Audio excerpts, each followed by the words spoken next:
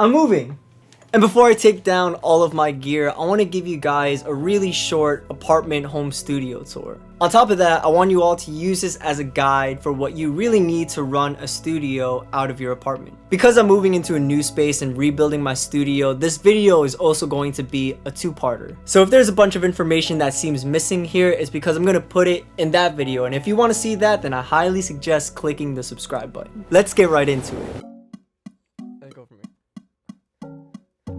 Before we get too technical, I want to talk about room decor and layout. Not only will this please any interior designer that watches this, but having a good layout will contribute to the functionality and inspiration for your studio. A great rule of thumb, especially if you're in a small space like this, is to keep everything that you may need at easy access. For example, all of my guitars are out in a rack and only a few steps away. My record player is a chair spin away if I need to sample anything. My retro PS3 is only 2 steps away if my clients are being a-holes. After functionality, decor honestly has a huge impact on my mood and my inspiration. I made sure to have some really nice lighting in the studio, as well as some art pieces from my friends that I highly support.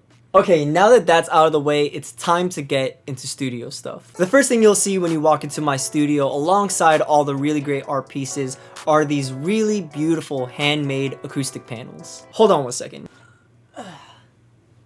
These are my acoustic panels. These are some of the easiest things you can make because honestly, they're only 2x4s with rock wool insulation inside and wrapped in fabric. I made 8 of these for less than $300, and if you were to buy them anywhere else, they would have cost you around $500. Acoustics in a bedroom is always tricky, but I'm a firm believer that something is always better than nothing. For the first 5 years of running a studio out of my parents' basement, I used the foam that you would glue onto the wall. And when I got those, it drastically changed the way that I mixed. Especially considering that that room was significantly smaller than this room. So if you really don't have the budget of building this huge thing, then I highly suggest just getting foam. But if you're a handyman like I am, then build these things. There's a million tutorials on YouTube.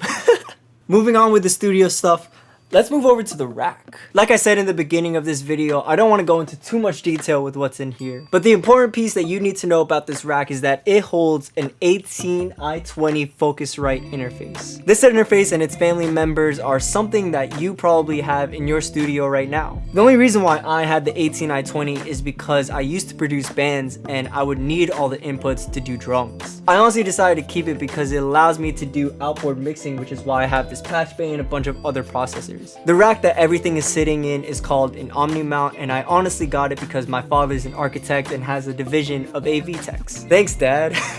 And if we stand up, you'll see a piece that I get a ton of questions about. This is the Akai 1730 SS reel-to-reel. And I'll be honest, it's broken. I guess it only works in mono because it only comes out the right channel. And I used it once in my loop pack, but this more or less just acts like a really cool centerpiece, and I hope to get a service soon. Now for the main attraction. We're going to be talking about my desk here. For my desk, I went super basic and just got an IKEA desk, something that I'm sure most of you probably have. On a quick note, this is the one thing that I really want to upgrade in the future for a mastering style desk. So maybe if I get to like 10,000 or like even 100K subscribers and start getting that YouTube money, then I'll be able to do that. But honestly, I still love this desk. I love how it has all these drawers. It has some really cool cable management. It has enough space to hold my computer, my machine, my keyboard. And on top of that, I'm pretty sure it was cheap. Like definitely no more than $200, if that. But something that I've also had for years that I've built out of IKEA parts is this little platform right here. Correct studio monitor setup is really important and often overlooked in the home studio space. At the very least, what you should do is try to get your speakers up to ear level and angled so you fit this triangle. I'm gonna go more in depth on this in part 2, but for now, all you need to know is that I built this to make sure that my monitors are right at ear level. I know a lot of people say not to have the monitors against a wall or more or less glass like this, but when you work in an apartment, you kind of have to work with what you got. This studio is my third studio out of my entire music production career. And it was this room where I made some of the best music of my entire life. This is where I made all of my originals. This is where I made the jump to finally start producing and mixing full time. And honestly, I'm ow, my neck.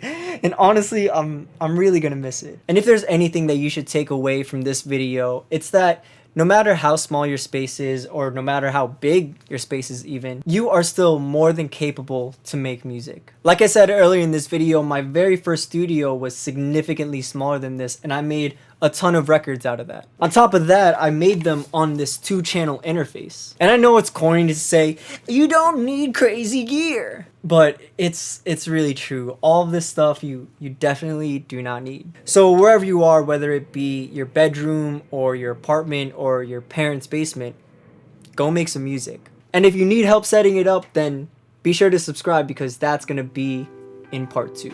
Thank you guys for watching this video. Before you go, I want to give you a free gift. For the past few weeks, I've been pushing this free loop pack called Dream Boy. This pack contains 8 loops that can help you with your songwriting or beat making to make it sound more dreamy. So as a thank you for constantly watching these videos, that free download is in the link in the description. As always, be sure to like, subscribe, and comment down below any questions you have about this space. I'm so happy to answer them. If I don't post next week, it's because I'm moving, so I'll see you maybe next week, if not the week after, for the part 2 video. Let's go. Oh wait, I forgot to tell you guys, I love you. Bye.